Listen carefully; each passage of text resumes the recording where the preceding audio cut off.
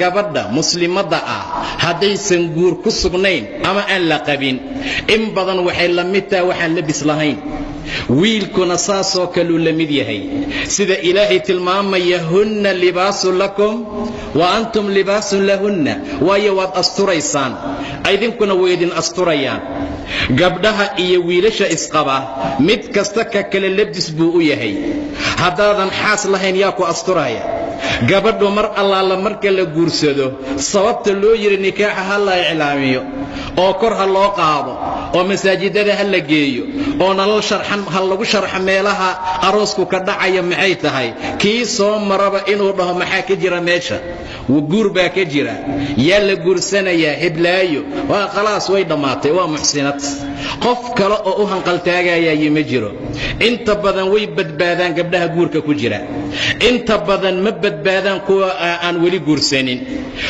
aan weli guursanin inta badan ma badbaadaan tagsiilaha mar allaala markay inan raacdo cabbaar markuu socodsiiyo salaamo kadib su'aasha ugu horeysa weydiinaya maxay tahay taqaanin ma lagu qabaa haa hadday dhahdo in badan buu ka gaabsanayaa maya markay dhahdana waxaa bilaabanaya hasaabo waxaa bilaabanaya hadal waxaa bilaabanaya taleefon la kala qaato waxaa bilaabanaya arrimooyin badan oo noocaasa waayo gabadhani ma aha gabar xasilan ma aha mid ilaalsan qur'aanka mararka gobol ka mida walmuxsanaat min annisaa yaa loola jeedaa muxsanaadka waa dumar rag leh waa xaasas buu ilaahay tilmaamaya subxaana wa tacaala idan gabadhu markay xijaaban tahay waa ilaalsan tahay markay ahludiinta way ilaalsan tahay markay masjidka fadhiso way ilaalsan tahay sidoo kale markay xaas tahay oo ay reeri leedahayna in badan bay badbaadaa wax badan ayaa laga yaabaa inay badbaado sidaa darteed walaalayaal xaaladaana aan aad iyo aad u fiirino guurka inuu qiimaha faraha badan leeyahay inaan aad iyo aad ugu dadaalno waa shay muhiim ilaahay kitaabkiisana in badan buu ku ammaanay in la guursado in badan dadka guurka ku jira wiilal iyo gabdhana in badan bay aad iyo aad u badbaadaan dhallinyarada waxaan in badan dhihi lahaa guurka aad iyo aad ugu dadaala sanadkan iyo qarnigan aanu ku jirno waxaa badan dhallinyaro waxaa fara badan waxyaabo badan iyo hanti aan haysano laakiin guurkaa yaraaday waxaa adduunka soo maray jiil aan waxba haysanin laakiin guurku ku badnaa waxaa adduunka soo maray jiil mar allaala markii ay guursanayeen aan shilinna haysanin walaalayaal maantana markaad fiiriso ayagoo ilaahay dartii ula jeeday cafaaf iyo dhowrsanaan ka rabay maantana hanti iyo owlaad meel ay dhigaan markaa la la'yahay waayo 3 qofood anaa cawn iyo kaalmo u ah buu yidhi ilaah subxaana wa tacaala waxaa ka mid ahaa naakix iyo nin raba inuu guursado cafaafna ula jeedaa sababtuu u guursanaya waa inuu dhowrsanaado waa inuu edabdaradii akhlaaq xumida magaalada ka jirta alla ka badbaadiyo inuu helo meel uu shahwaadkiisa ku guto inuu helo diintiisii bar ka mida inay ilaalsanaato qofka noocaas ilaahay dayici maayo subxaana wa tacaala qofka noocaasi ilaahay ma dayacayo rabbi ayaa yidhi waankixu alayaama minkum waalsaalixiina min cibaadikum wa imaa'ikum in yakunuu fuqaraa ilaahay baa deeqaya subxaana wa tacaala war isu guuriya xaaslaabayaasha wiilka aan xaaska lahayn iyo gabadhaan xaaska lahayn labada waa labada ugu badan ee adduunka fasahaadiya waa labada ugu sharta badan waa labada ugu dhibaatada badan muxuu rasuulku u amray inay soomaan muxuu rasuulku u amray inay soomaan hadday guursan waayaan fisqi baa la diidaa xumaan baa la diidayaa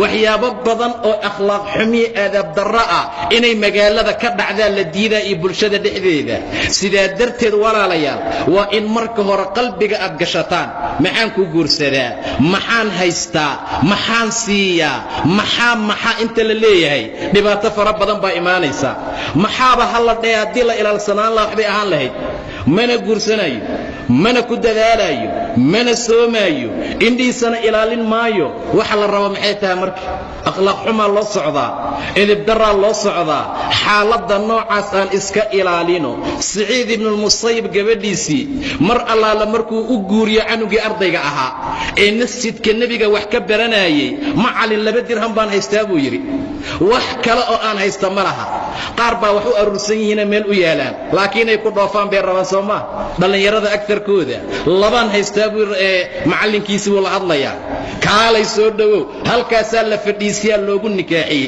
kitaabkaanu ku soo marnay waa loo mehriyey waan soonnaa buu dhahay maalintaa waa wareeray waa dooqay buu yidhi wiilkii la mehriyey sidaa darteed waxaan iloobayba soonkii mar allaala markaan salaada maqhribkaa tukaday gabar baa ku mehersan meherkiina 2 dirham waay 2 dirham buu haystaa wax kaloo ka dhacaa ma laha aqal yaroo doqoshaa meesha ugu yaala sariir ma laha wax la dhigaa ma laha faynus baa u taala laakiin kutub cilmi badan baa meesha u yaala rabbi buu ku kalsoon yahay subxaana wa tacaala intaa wixii ka dambeeyey maxaa dhacday saciid intuu ku fakeray say ku dhici kartaa nin xaas leh inuu keligii jiifto gabadhaadii oo xaasad ahna inay guriga kuu jiifto muxuu sameeyey soo labisuu yidhi jalbaabkeedii bay isku soo tuurtay waa la soo kaxeeyey aabbaa soo kaxeeyey albaabkaa loo soo garaacay waa kuma waa siciidaan garan waaye buu yidhi maskaxdayda waayo waa macallinkii dhammaa waa shiiqiisii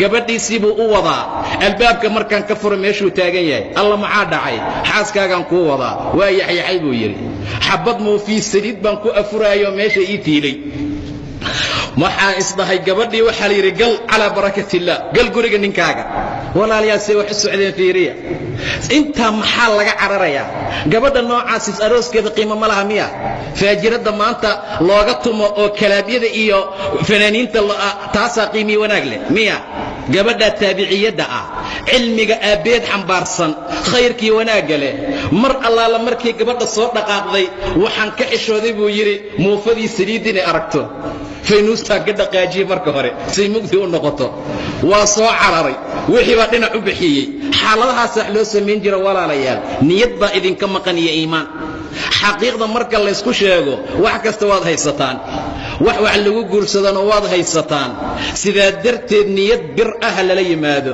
manhiroobi baa naag lagu dhaqi karaa qaar baa yidhaahdaa xaggee lagu dhaqaa lagu dhaqi karin xaggee la tegaa marka walaalayaal sidaa darteed dadka muslimiinta ah khaasatan dhallinyarada gabdhaha waxay sugayaan waa idinka gabdhaha waxay guurka ka rabaan waa idinka waxa laga raba xilkas inay noqdaan waa idinka waxa la raba inay soo xamaalaan waa idinka waxa la raba inay wax soo kasbaan waa idinka idinkana ha ismoogsiinine intaad ilaahay talada u dhiibataan khayrkii wanaagga ku dadaala haddaan sidaa la yeelin walaalayaal waqti baa dhumaaya wakhtiga waa sii socdaa gabdhaha haddii ay 20 sano ama 18 iyo 10 5 iyo 20 meelaha ay ku guursan waayaan maxaa la gelayaa sodomeeyo soo maaha maxaa la sii gelayaa 40 maxaa dhimanoo kale goormee guurkii nadiifkii xalaasha ay macaankaa la helayaa sidaa darteed dumarkana wakhti ha ka dhuminina in yar oo rabbi idin siiyaa idinku filnaanaya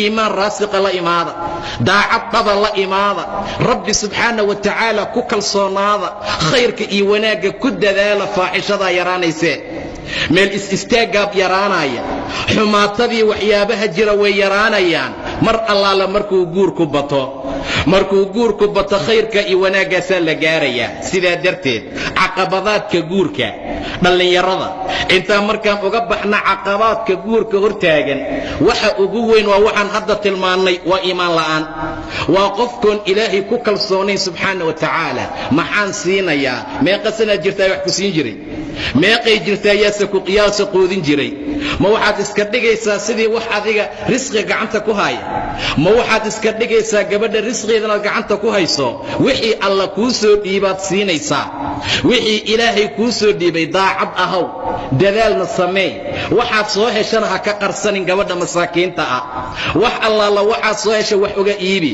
waxa dhibaatadana saaran waa is-aaminitaan la'aan waa khiyaano asagiina waa khaa'in ayadiina markii aragtay inuu khaa'in bay khaa'inad noqotay suu u socdaa loola socday sidaa marka waa in layska daayaa waa in ilaahay laga baqaa subxaana wa tacaala ninkii dhahay maxaan ku guursadaa maxaan haystaa maalinta dambe waxaad maqlaysaa $14,000 baa lagu qaaday shalay wuxuu lahaa maxaan ku guursadaa ani xagee ka keentay hadda sidaa darteed walaalayaalow waxbaa ka ahmiyeysan waxbaa ka awliyeysan.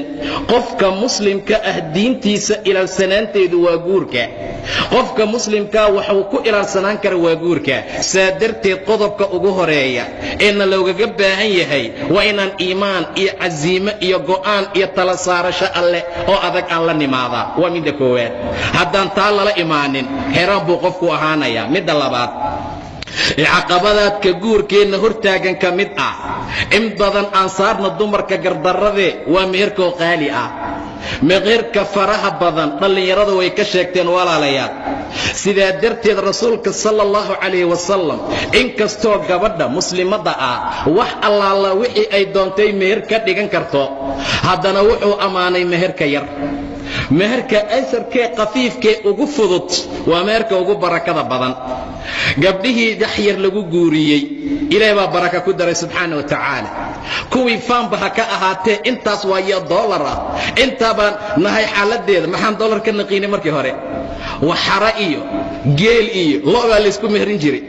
sidaa darteed baa mar allaala markii maanta meesha la yimid xaaladaana ay saa u badatay, dhallinyaradii gadaal bay u kaceen. ileen gabadhii afka loo kala qaadee lala hadlaba meherka ugu horeeya wuxuusan awoodi karin. maxaa ku xigaa? xafladdii la dhigi lahaa. maxaa ku xigaa? gabadhii saaxiibaddeeda meeshii looga dhigay oo kale doonaysaa haddana taaj edabdarre la yidhaahdo oo gabdhaha la saaro aysan socon karin. 3 gabdhoodna kor bay inta uga soo qaadaan, 3na intay kor uga qaadaan marka la gelbinayo. saa darteed baaba loo cabsi qabaaba inay kufto. mashaakil noocaasna waa yaalaa. meeqaa lagu kireeyaa. xaaladahaasoo dhan waa dhibaatooyinkii caqabadaadka guurka hortaagan. taa waxaa ka mas-uula gabdhaha. waa laydiin ogol yahay. ilaahay subxaana wa tacaala idinkuma ciriirinin. meherka idinkaa iska leh. xeer ma galo, tol ma galo, oday ma sheegi karo, kaaba qabiilka ma hadli karo. inanta ayadaa ka hadli karta. gabadha iyo wiilkuu ka dhaxeeyaa. laakiin waxa kale wax keen iyo waxaan adeer ha la siiyo iyo waa mawduuc kale. laakiin haddii meher yimaado naa'aamus waad maqlaysaa maanta. naa'aamus way soo heshiiyeen. $300 bay ku soo heshiiyeen. maxaa tiri? ma 300? ma gabdhana 300 lagu mehriyaa? aamus baa taala. aamus ma aha. hadday malaayiin sheegatana ayadaa leh, hadday 1,000 sheegatana ayadaa leh, 1 hadday sheegatana ayadaa leh. waa jasadkeeda meesha ugu sharafta badan waa waxay ku banaysanaysa walaalayaal. sidaa darteed ha lala gorgortamina. waxaan la hadlayaa odayaasha, waxaan la hadlayaa waalidiinta. bacdamay sidaa tahay meherka gabdhaha iska leh ayaga waa laga codsan karaa. walaalay wax iga dhin. in badanna islaamku wuxuu aad iyo aad u ammaanay meherka aad iyo aad u yar. meherka maanta ay sheegtaan waa waxa kambani lagu furo. koox shirka ah markay isu yimaadaan waxay isku dardaraanay shirkad ku furtaan bay keligeed meel u sheegataa maanta. xaaladda noocaasaa la marayaa. shirkad ma aha walaalayaal. meeshani waa inaad cafaaf hesho, waa inaad dhowrsanaan heshaa, waa in ilaahay subxaana wa tacaala khayrkii wanaagga ku waafajiyaa. taasaa markaa lagu dadaalaa. gabar baa nebiga u timid sala allahu calayh wasalam. waxay tii rasuulka allow naftaydii baan kuu hibeeyey.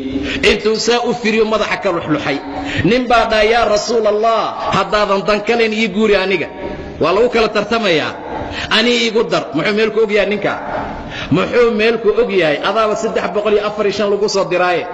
markaasuu dhahay rasuulka alla maxaad haysataa? waxba ma haysto. bax ee wax soo raaraadi.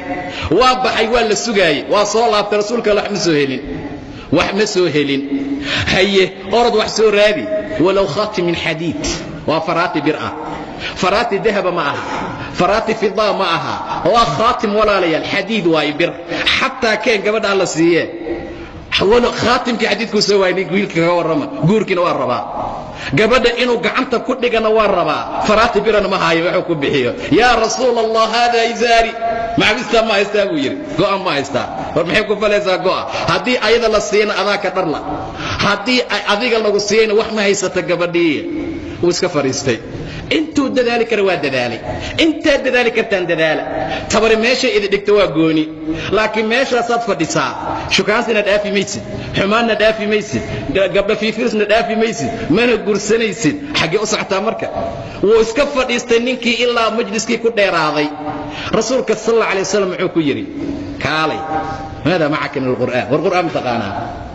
maxaa qur'aan ah oo aad taqaanaa? nacam waxaan aqaanaa buu dhahay suurat albaqara walatii taliiha.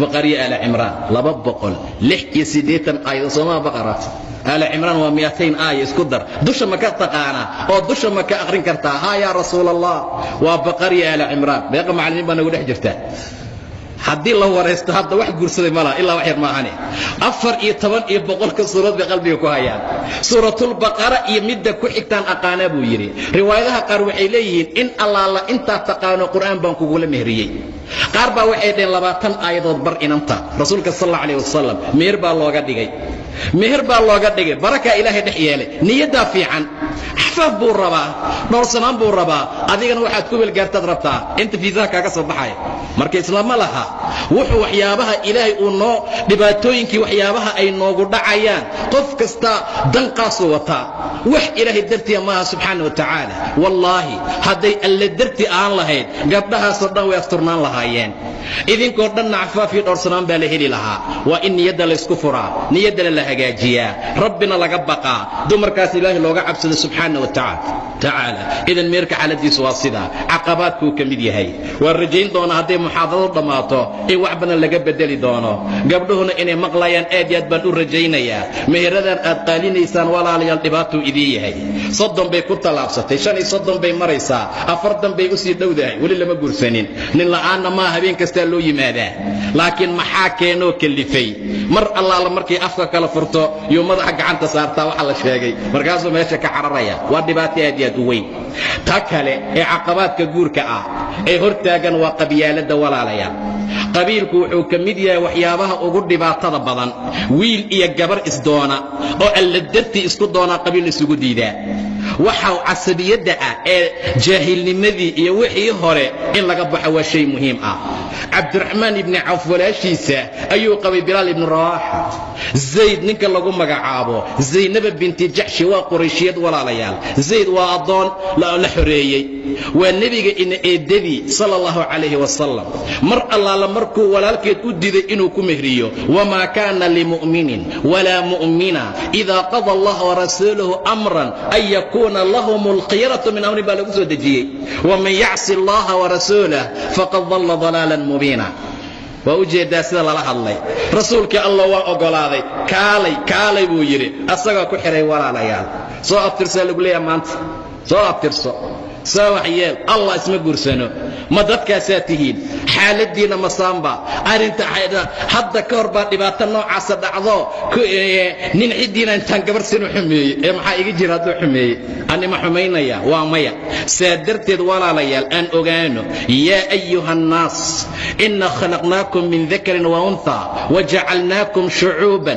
وقبائل لتعارفوا وإن التعارض سميس وإن الضدك كأقوان ستضدك أتكئرين لهي إن أكرمكم عند الله يتقاكم ننك إذن كوكو تقوى بضان ننك إذن كوكو في عن إذن كوكو كرامة بضان ألا أكتيسا وكان إذن كو عبس بضان بردهي إلهي سبحانه وتعالى رسولكم المحير هدو إذن يمادو نن دين تيسا إيادبع عديسا أغلب بعضان وقوريو قبله نصية لبضا أفيريا labadaa u fiiriya labadii maxaa bedelay qabiil iyo lacag labadii maxaa bedelay casabad iyo dollar labadii maxaa bedelay waxyaabo noocaas oo kala ah sida darteed waxa loo baahan yahay wax lagu qiimeeyo walaalayaal diin ha noqoto wax lagu qiimeeyna waa in alla ka cabsigu ahaada waa in xaaladda noocaas la ogaadaa dadka ahlu diinka ah ee diinka yaqiinay gobolka mid ah yaa laga yaabaa inay arinta ka suurowdo iska daacamadiya dadkii culimada ahaa gobolka mid ah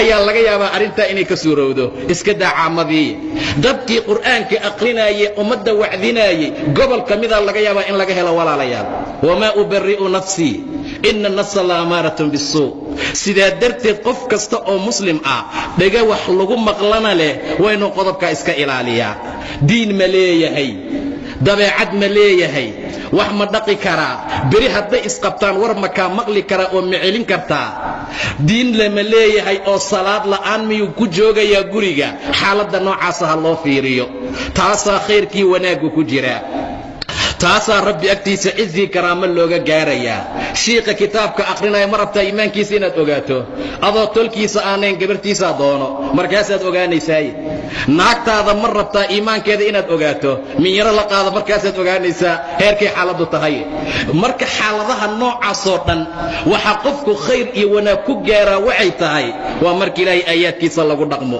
waa diinta ilaahay walaalayaal qabyaalad qiime ay leedahay ma laha wax dadka lagu qadariyaa ma aha labadaa qofood ee aad qabiilka isugu diidayso maqaayad bay ka wada casheeyaan ka waran dhibaatada noocaas labadaa qofoodaad isku diidayso iskuulka markay iskala soo baxeen meelahay soo mareen maxaad ka ogtahay halkaa baad fadhisaa maya ku siin maayo maya ku siin maayo maya saasaa tahay adiga xaaladda maxaa fara kugu jira marka hore waa in xaaladdaa la ogaadaa marka qabiilka oo laysku qadariyo waxay ka dhalataa ama keentaa caqabaadka guurka mashaakilaadka faraha badan dhibaatooyinka adag caqabaadka guurka waxaa kaloo ka mid ah sida dadka gobolka mida ay ka dhawaajiyeen ama ay tilmaameen waalidka iyo dadka ayagu mas-uulka gabadha ka ah xaaladaha noocaasa lug bay ku yeeshaan mararka gobolka mid ah mar kastaa ma aha laakiin mararka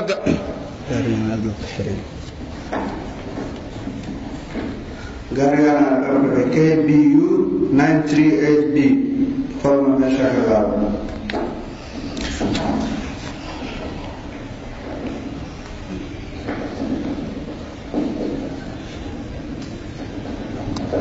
waalidku in badan rasuulku wuu la hadlay sal alla alayh wasalam ilaahayna wuu la hadlay ilaahay wuu la hadlo wuxuu yidhi waankixu alayaama minkum isku guuriya ayagaaba la rabay inay istaagaan oo ay gabadhii wax u raadiyaan oo wax noocaas ay sameeyaan waankixu alayaama minkum wasaalixiin cumar ibn alkhataab gabarh 18 jir oo 20 jir u dhow yaa ninkeedii laga dilay waa gabarh asaga uu dhalay garoobay noqotay waa soo baxay Uthman ibn Affan buu u yimid Uthmanoo xafsa garoob noqotay ma kugu dara raashin uu siimiyo way Umar radiyallahu ta'ala anhu maya wallahi waa soo baxay ma kugu dara maya aan ka soo fiirsada buu yiri muddo kadib intuu u yimid buu yiri guur inaan guursado diyaar uma ahi Abu Bakar buu u tagay Abu Bakar ma kugu dara gabadhaydii oo iga aamusay buu yiri wallahi Usmaan Abu Bakar baa iga darnaa kan wuxuu yiri ma barabiye kana iga darno iga aamusay hadal iima soo celin jawaab iima soo celinin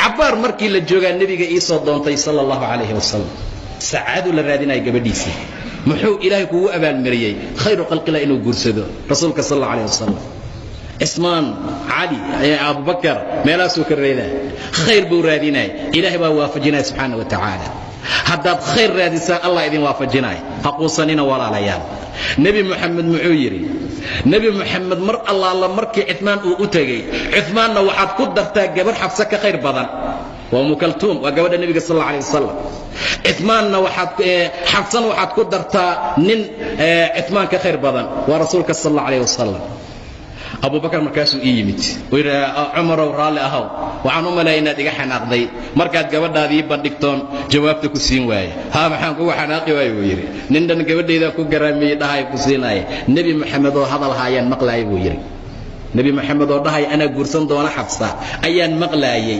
sidaa darteed ayaa waxaan diidayay sirta nabiga inaan banaanka keena sallallahu alayhi wasallam wallahi hadduu nabi Muhammad ka tagi lahaa ama dhaafi lahaa waan guursan lahaa mujeeda garoob kasta wala asturi jiray gabadhi wad asturi la abihiin garoob kasta la asturi jiray way u kala tartami jireen walaalayaal ilaahay bay uga baqi jireen Salama markay dhimatay meeqa rijaala u timid markay asayda ka degtay meeqa u timid Abu Bakar baa u yimido Umar baa u yimido Hebel baa u yimido Hebel baa u yimido dhamaan way rafdiday nabi Muhammad baa u yimid sallallahu alayhi wasallam ya rasuul iska kaydaa islaan da'banahay bay tiri waan maseer badanahay waxay kaloo tilmaantay inay carur leedahay intaba waa xaliyay sallallahu alayhi wasallam intaba waa la xaliyay Habiba zawjkeeda xabashu ku dhintay kaligeeda meesha ku noqotay kaligeeda amr ku noqotay Madiina laga og yahay nabi Muhammad baa akhbaar u diray sallallahu alayhi wasallam oo loo soo mehriyay Najaashi wakiil ka dhigtay wala socotaan walaalaya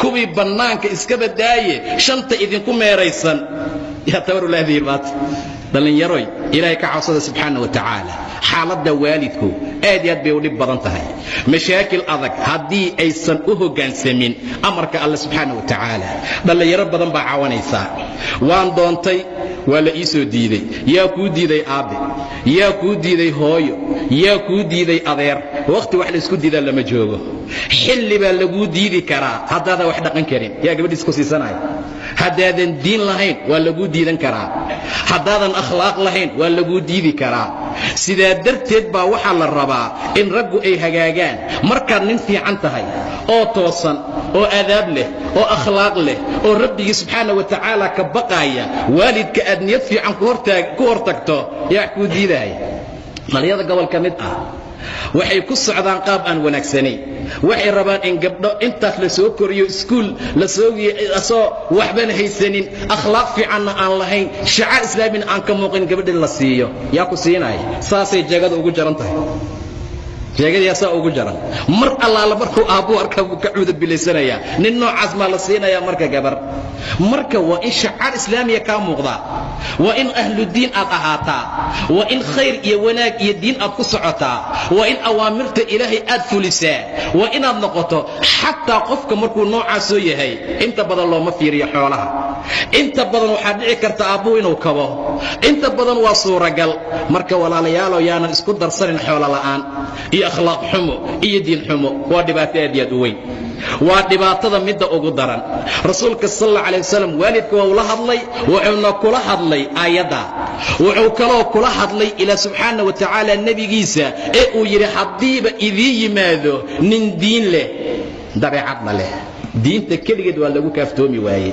14 iyo boqolku yaqaan uu fasiri karaa axaadiista wax badan buu ka yaqaanaa inuusan akhlaaq lahayn baa dhici karta assalaamu calaykum markay gabadhu dhahdo ama qadada ka daahiso dhibaato weyn maalintaana guriga lagu hooyanba akhlaaq baa loo baahan yahay walaalayaal edeb baa loo baahan yahay waa la isku dhici karaa akhlaaq wax ku xalli mashaakil baa imaan kara arinta waxay gabar dhan baa waxaa lagu furayaa caanay daadisay ka warrama walaalayaal caanay daadisay ninka noocaas waa nin xaafid ah waa nin qur'aanka yaqaana waa nin diinka iyo sidaa darteed ilaahay nabigiisa wuu ku kaaftoomi waayey diin keligeed إذا جاءكم من ترضون هدو إذي ماذا قف أضلت عظام إذن قنعي الدين كيسا إيا الدبي عدي صبو الله النبي صلى الله عليه وسلم أخلاق دوا وحوي أخلاق دوا وحاديات مهم نن أخلاق في عن لكن دينتو أيكو يرتهي إنو قبر دقوا لغا يابا لكن من دين بدن يقانا أخلاقنا أن لهين سوح كو دقوا ياركتهي suu wax ku dhaqo eedeed bay u dhibaato badan tahay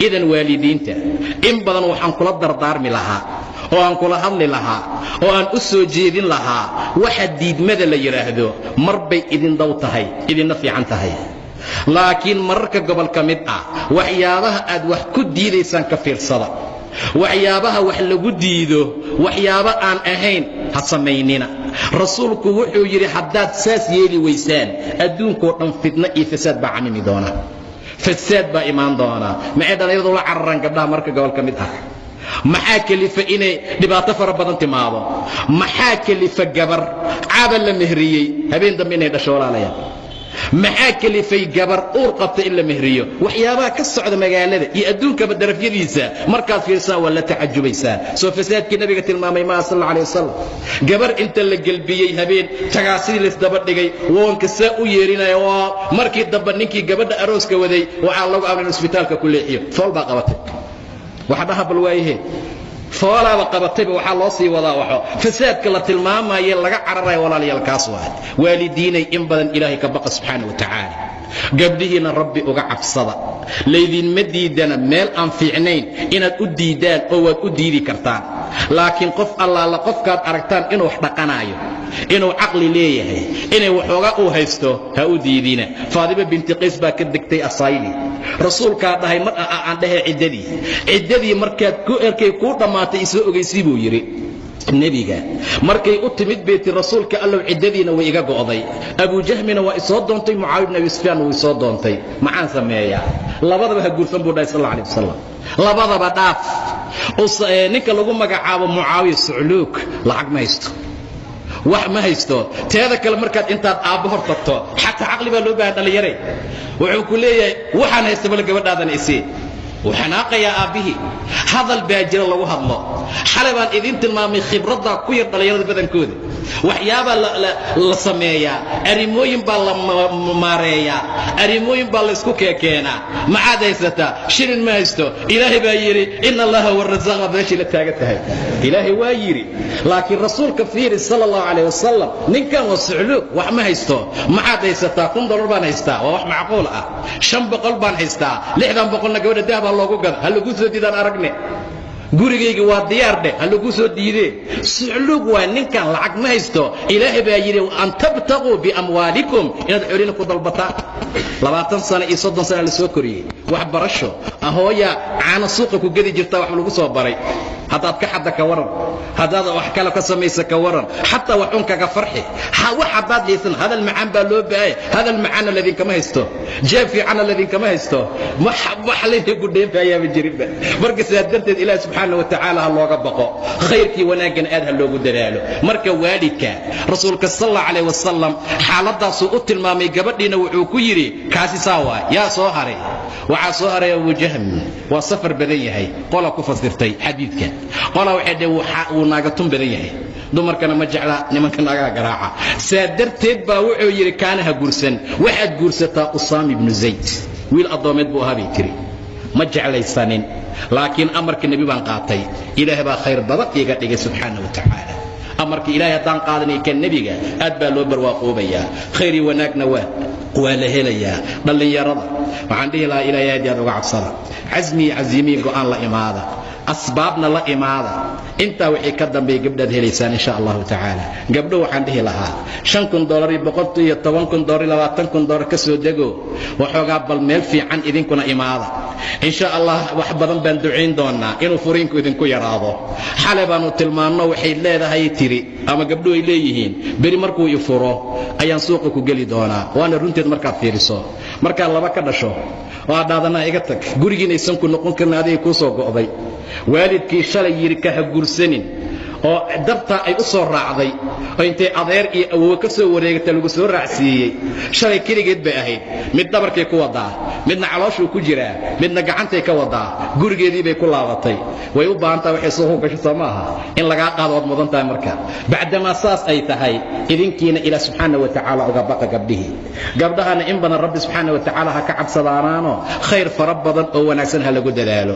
dhibaato badan oo badan baa taala, mashaakil fara badan baa yaala. gurigii marka laysugu tago, wiilkii markuu gacan marnaado, dahabkuu gabadha u geday oo dhowlaalay ii gado suuqa ii gey aanku dhibaatadii waxaana haysaa uga baxne, qaar baan ogolaanin. waa gabdhaha gobol ka mid ah. ma nin baan dahabkeyga u gedayaa, naarta ha ka naadiye. taag baa tiri baa la yidhi, naarta ha ka dhex naadiye. marka mashaakil adag waay. dad isqaba oo xaaladooda saas eetoo la dhaqmaaya. marka walaalayaalow aan ilaahay ka baqno subxaana wa tacaala. waalidiintana saasaan markaa dhihi lahaa. idan bulshadu nadiif bay noqonaysaa, akhlaaq fiicanna markaa waa la helayaa. ilaah xaqa waxaan ka baryaa subxaana wa tacaala inuu xaqana waafajiyo. ilaah subxaana wa tacaala waxaan in badan weydiisanaynaa guurka dhacaya inuu guur nadiifa nooga dhigo. wixii hore ee dhibaatay mashaakil ah iyo waxa meeshii yaalay oo dhanba inuu ilaahay naga masaxo. waa nafteeni shaytaan baa sabab u ah. ilaah waxaan ka rajaynaynaa dhammaantayba inuu firdowsa nagu kulmiyo. intii su'aalaha ayaanu u gadaynaa haddii rabbi idmo subxaana wa tacaala. wabillahi tawfiiq, wallahu subxaana wa tacaala.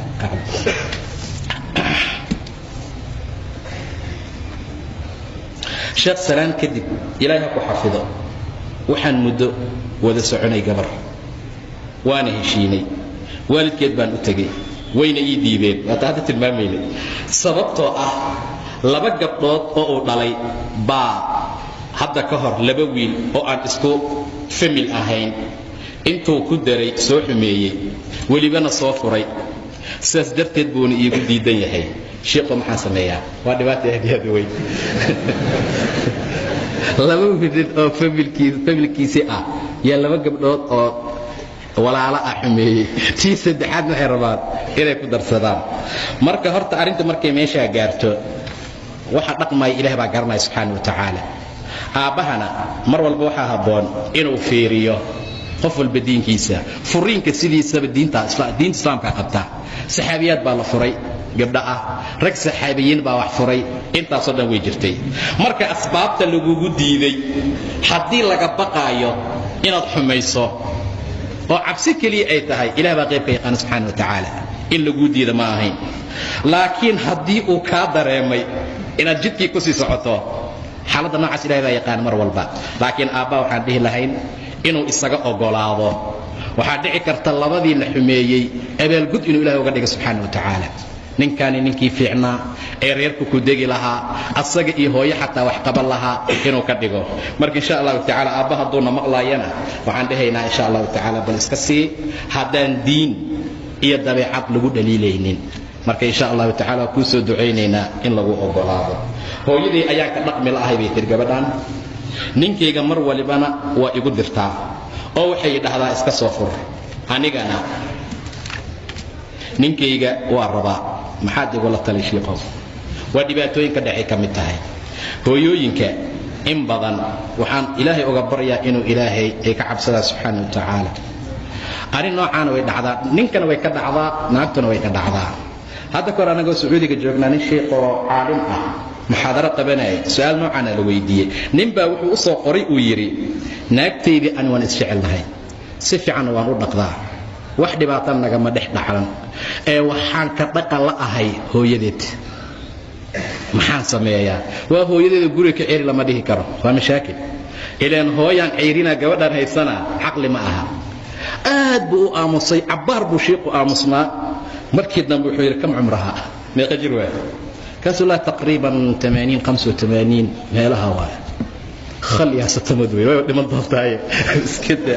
marka hooyada inta badan way ka timaadaa mashaakilaadka. ninkana mar walba ama gabadhaba waxaan kula dardaarmaynaa inay kala qarisa ninkeeda iyo waalidka. wax kasta oo wanaaga xataa hadduusan samayn asaga inay u muujiso. aad baan kula dardaarmi lahaa. marka hooyo amarkeedana waa wax aad iyo aad u weyn. ninkaaga haddaad rabto in lagaa furana waa dhibaato aad iyo aad u adag. marka inta furiinka uusan imaanin waxaan kula dardaarmi lahaa amaan kula talin lahaa marka hore aad ilaahay u bari subxaana wa tacaala. rabbi ka rajay qari wanaag inuu ilaahay ku siiyo xaalad fara badan oo noocaas ah. kadibna kala qari inta badan hooyo iyo ninka insha allahu tacaala. xataa marka gobolka mid lacag u dir, markii hadalku kugu bilowdo wax xun u sameey, sheeko kale wanaagsan u bilow, inta inuu ilaahay khayr iyo wanaag ka siiyo ayaan rajaynaynaa. nin Yurub ka yimid ayaan guur ku heshiinay bay tiri gabadhan. meherkayguna wuxuu ahaa $500. laakiin waxaan ku idhi si ay dadka ugu maleeyaan goobta meherka ka dhacayo, waxaad iigu sheegtaa $5,000. waxaan doonayaa in cadawgu iga jabo. ninkii wuu ximeeyey. anigana waxaan dhahay 5,000 ayaad isiinaysaa haddaad i furayso. dembi miyay arrintaa igu tahay? waxyaabo badan oo dhacay ka mid tahay. wiilba hadda kahor saasoo kale yidhiyo wuxuu dhahay saasoo kale aan ku heshiinay oo waxaan dhahay 10,000 baan ku sheegayaa goobtee, adigana $300 ayaa meherkeenu yahay. waayay hoos bay ka heshiiyeen. shiiqii baa marqaatiyaal baa fadhiya. $10,000 ha dhahdo. ma aqbashay? waa aqbalay, waa lagu mehriyey. xumaan baa dhacday. kaasay tiri waa isiinaysaa waxayga. 10,000 meelaa uga fakaraayo ma jiro. mar gabadhaas dembi may ku tahay buu yidhi. sideedaba labadiin waxaad ku heshiiseen waay. laakiin hadday gabadhu dhahdo anigu intaas mee wax kale ma rabo, marqaatiyaal baa loo imaanayaa. marqaatiyaashu maxay maqleen? 10,000 soo ma aha, 10,000 baad bixinaysaa. haddii kale iska ilaaliya dhallinyaro. marka dhibaato aad iyo aad u badan waayo xaaladda nooca ayadana. shiikh nin aad u maseer badan baa i qabay tiri. naftuuna ii keenay, ciriiri buu i geliyey. ilaah baa ila og, ma qiyaano, qof nadiifa ayaan ahay, si kasta waan ula hadlay, weli waa sidiisii, maxaan sameeyaa? waa maseerku aad buu dhib badan marka hore. inta raggu maseeri lahaa gabdhaha inay maseeraan baa fiican xaqiiqada marka la fiiriyo. waayo muraayad bay jebinaysaa, baabuurku muraayadiisa kaa jebin, beri baa soo samaysa soo maaha. laakiin nin maseer muxuu sameeyaa? waa mashaakil aad iyo aad u weyn. nin baa intuu maseer waxaa la yidhi bisad baa intay albaabka soo martay yaa wuxuu ceersanayay bisadda ilaa marka mashaakil aad u daro waaytaan. marka ilaahay subxaana wa tacaala waxaan u rajaynaynaa maseerka siisaba daawo ma laha. rasuulkana sallallahu alayhi wasallam markay inantii tiri waa maseer badanahay, wax kala ma dhin, wuxuu dhahay ilaahay baan kuu tuugayaa inuu ilaahay kaa qaado waxa aqri iyo aayada aqri iyo waxa la sii kaniini maseer lagu tiro iyo ma jiro marka saadafid horta waa dhibaato aad u daran maseerka sidiisaba gabdhaha ha lagu kalsoonaado kalsoonidu waa shay aad u wanaagsan xaaskaaga markay telefoon inta kula hadlayso oo ictiqaadi inay cafiifo tahay dan iyada muhiim ah ay kala hadlayso shay muhiim ah sideedaba ninka tuuga dadka dhan tuugu maleeyaa qofka xun dadka inuu xun buu maleeyaa marka kalsoonidu waa laga maarmaa haddii arintu meesha gaartaan dhibaato fara badan waay marka aad u bari adigana ilaahay subxaanahu wa ta'ala si ilaahay khayr fara badan ku siiyo anagana waan ku soo duceyneynaa iskana ilaali makaanu tuhma oo dhan inay timaado xataa mobilka iska dhig wax kasto wixii ba tuhma keenay faraha kala bax insha Allah ta'ala sheekh su'aal waxaan la sheekaystaa dhowr nin mid guur mid aan ka guursanayana ma jiro waa aan garan la'ahay dhowr nin waa la sheekaystaa mid aan guursan waa garan la'ahay waa dhibaatada ay haysato dhalinyarada mid sheegin waayo wax u qalmayba la aday gabadhii kan bee la sheekaystay kan cilad baa ka soo baxday marka ciladaha aad isaga ilaaliya teeda kale gabadha waxaan kula dardaarmi lahaa aan dhihi lahaa ragga faraha badan sheekaysigooda way keeni kartaa waayo hadda markaa suuqa intaad tagto aad wax iibsanayso wax kas markaad fiiriso ku ka sii fiican baad helaysaa waxaad iibsatay ma taqaanid laakiin marka inta dukaan ku wareysado xabad ka soo qaadato aad iska soo baxdo dooq badan geli maysid marka sheekaysiga shukaansiga faraha badan daa hal ku kaaftoon insha Allah halka markuu baxo badu ka baxo ku labaad hadana ku saddexaad hadana laakiin hadda tamaan la wada sheekaysato mid baad caawa la sheekaysatay faraati dahab uu ku keenay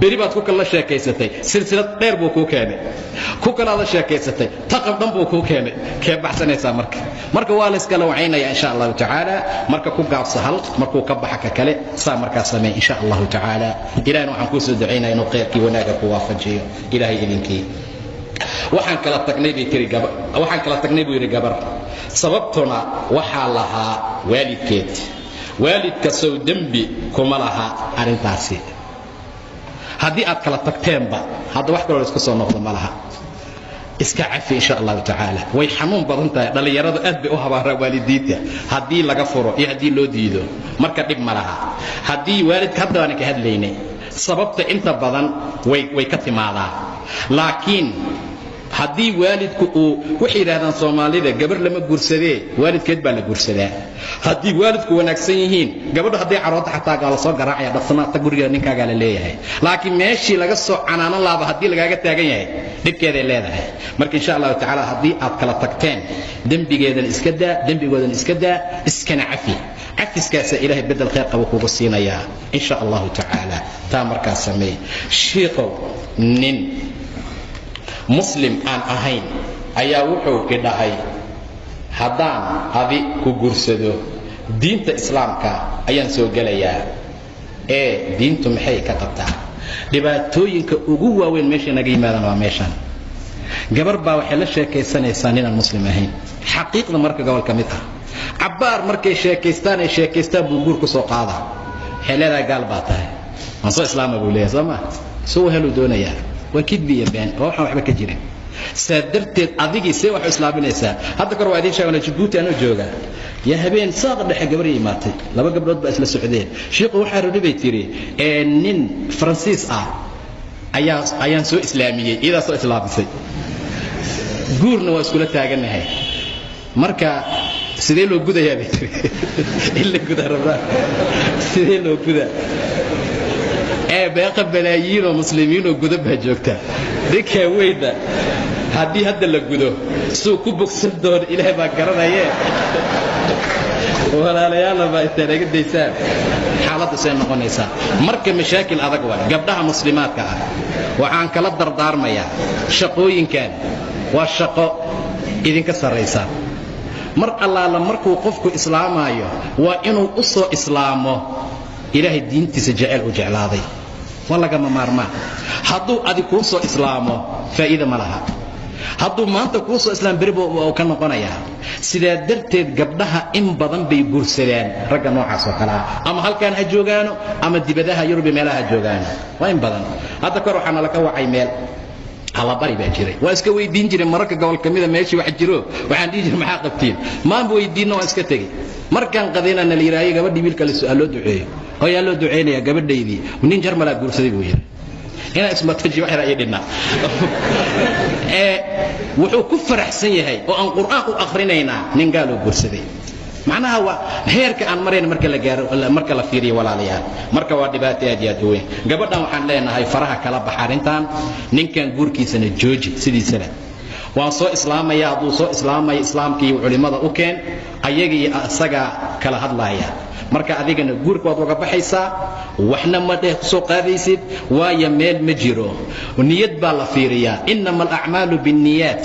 ninbaa intuu maka ka baxay madiine u hijrooday, rasuulku wuxuu yidhi ama loo bixiyey ummu qays buu u haajiray, kanna adigu kuu soo islaamay ee diinta islaamka uma islaamin oo daacad uma gelin. gabdhaha marka arrintaada isaga ilaaliyaan. assalaamu calaykum. gabadh ayaan isbaranay buu yidhi, kadib waxay igu dhahday waalidkii u tag. intaa kadib waalidkeed ayaan u tegey, khaasatan aabbaheed. waxa uu igu dhahay gabadha wax ayay barataa, adigana marka hore soo shaqayso. kadibna aabbihii gabadhii waxbarasho dibadda ah ayuu u diray. marka sheekh maxaa ila gudboon? ku dhaaftay taas haddii waxbarasho dibadda loo diray, tu kaloo meesha joogtaa waan waxbarasho dibadda loo diraynin, taasaad helaysaa insha allahu tacaala. marka u duceey ayadana, nin fiicanna allah u sahlo. haddii kale waxaa dhici karta in lagu dhaho ka daba tag, hosaayeel oo guurso oba, marka baddaa dheer ha gelin insha allahu tacaala. lacalla waxaad ogaataan walaalayaal, shay aan khayr kugu jirin iyo shay khayr kugu jiraa kala jiraa. waxaa laga yaabaa inaad nacdo shay khayrna kugu jiro, waxaa laga yaabaa inaad jeclaato sharna ay kuu tahay. wallahu yaclam wa antum laa taclamuun. marka saa darteed insha allahu tacaala iska daa, calafkeeda ilaahay ha siiyo. adigana tu kalo Nairobi joogtaa ayaad heli, kuguna soo ducaynaynaa ilaahay idinkii. nin ayaan ballan ka qaaday, kadibna waxaan dhahay kadibna waxaan arkay nin diin iyo dabeecad ka wanaagsan. ma ka raaci karaa gabadhii dhahday meherka waxaad awooddo isii, laakiin cadowga iga jebi, oo $10,000 u sheegay meesha xafladda. guurkaasi muxuu noqon karaa? ninka aan rabo diin iyo dabeecad wuu leeyahay, laakiin lacag aan isku guursano ma haysto, maxaan sameeyaa? waa 3 su'aalood. ta koowaad waxay tahay, nin baan ballan ka qaaday, nin ka fiican dabeecadda iyo diintaan arkay, waataan hadda uga digaaya. firfiriska badan iska daaya.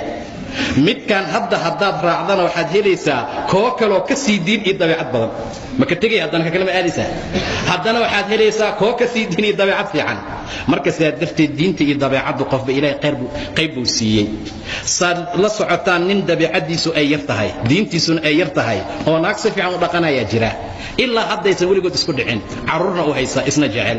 marka teeda kale bal horta ninkii hore ha uga bixin, diin iyo dabeecaddiisaa yar darteed. waayo diinta waa la baran karaa, akhlaaqdana wixii dhibaato ah waad isku sabraysaan insha allahu tacaala. marka ha ka raacin, taasaan kugula dardaarmi lahaa. gabadhii dhahday 10ka ha laga dhiga, meerkeeda waa saxiix, wuu jiraa. waayo meesha qaali baa yimid, maxaa meer ku ah? intaabaa ii ah. ma ku aqbashay? waa ku aqbalay. inta un baa loo baahnaa insha allahu tacaala. ninka diin iyo dabeecad wuu leeyahay, laakiin lacag aan isku guursana ma haysto, maxaan sameeyaa? waxaad samaynaysaa 2 midood. muddo yar u qabo oo aan dheerayn. hadduu wax ku helana guurso, haddii kalena ku kaloo wax haystaa ayaa walaalow ii diyaar ahoon helayaaye iska kay fasaxdee. waa isla socodka badan dhibaatuu keenayaa inta badan insha allahu tacaala. marka nin kale iska guurso haddii rabbi idmo, taasaa khayrkii wanaagu ku jiraa. bismi illahi raxmaan raxiim. sheikh, waxaa jirta maalin ayaan waxaan guursaday gabar, waxaana isiiyey familkeedii. gabadhii iyo familkeediina waan waayey, waxayna igu lahayd meher. sidee wax yeelaa sheekh?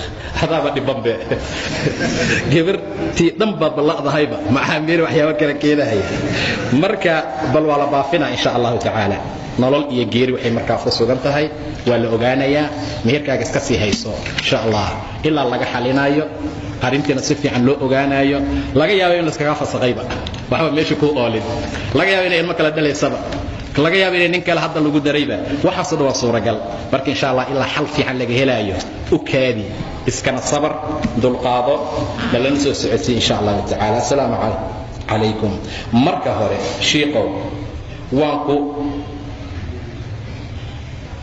marka kale waxaan ahay arday wax barta inaan guursadana waa rabaa waxna ma haysto maxaan suubiyaa jazakallahu khayra in badan baanu ka hadalnay iimaan hadii la helo gabar waad helaysaa iimaan hadii la helo gabar waad helaysaa insha Allah ta'ala wax ma haysto ayuu wiilku yiri hadda waxaan akhnay walaw khatim alhadith ma maxaa wax loogu daray quraankii uu yaqiinay marka waxaad haysataa insha Allah ta'ala hays qalbi jabinina waxwaan haysanaa ilaahay hanoo siyaadiyo intaan haysana Allah noo barakeeyo dhaha marka waxa sameeynaysaa insha Allah ta'ala ducadana badi gabar fiican soo raadso wana lagu mehrinaya insha Allah ta'ala wax dhibaatana malaha suuqana galo si fiican ugu soo shaqeey wixii ilaahay ku soo siiyay subhanahu wa ta'ala dumaashigay baa dhintay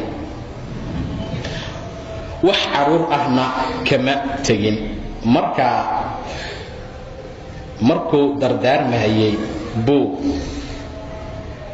Saalix qadka ku dardaarmay ayuu 3 qadka ku dardaarmay wax dambi ah ma gaaray buu karaa wuxuu yiri guriga waa 3 qayb waxa kale waa dhaxal marka insha Allah ta'ala wixii kala mowduuca ku saabsan ayaan ka dhigaynaa ugu dambeysay midana ugu dambeysay insha Allah ta'ala assalamu alaykum iwaydi su'aashan waxaan waad ku mahadsan tahay nin 2 sano mana arkin waxaan ku mehersanahay nin 2 sanana ma arkin weli macna iskuma gelin ولنا ما نقل قليل كما تجين عمل ما نصو صعده مركا ترى هذا إمو وعودها يا ما إيمان كرو وقت إسي عن وقت قاسي كنت وشيء استمحان كسمين كرا أنت بدن دتك وحن كلا دردار ملها كلا مقناشها لبعض بدن بوكينا ويلشي أنت سجى وريرين هي قبل ما يش الجوجا يرب إيميلها يوهن قلتاجايا قبل أنت جوجينا ويل حق جوجي سجى قلتاجايا ولا اسمهرنا يا ولا إيمانا يا صدح بري تدور بري كأبدا بوجوجا وبحد دب دم الله أركايا سأيش ناس مركوا إيمانا يسا مركا أنت بدن إسكائيل عليه إن شاء الله تعالى ده اللي جو كالسوني هي ما هي أنت كله iska ilaaliya qof kasta qofka agtiisa jooga guursado taasa u fiican way baahi baa jirtaa marka insha Allah ta'ala qofkan waxa leenahay bal wiilkaasna waa la hadli doonaa inuu yimaadana waa ku guubaabin doonaa ilaahay waxaan ka rajaynaynaa xaqna waafajiyo dhamaanteen ilaahay subhanahu wa ta'ala suka yafiyo guurkana hal wanaajiyo muslimiintana dad fiican ilaahay ka rajaynaynaa duruusaha la bilaabi doono hadii rabbi idmo dib dabaan ka soo sheegi doonaa jadwalka marka la sameeyo ka bacdi wasalaamu alaykum wa rahmatullahi وبركاته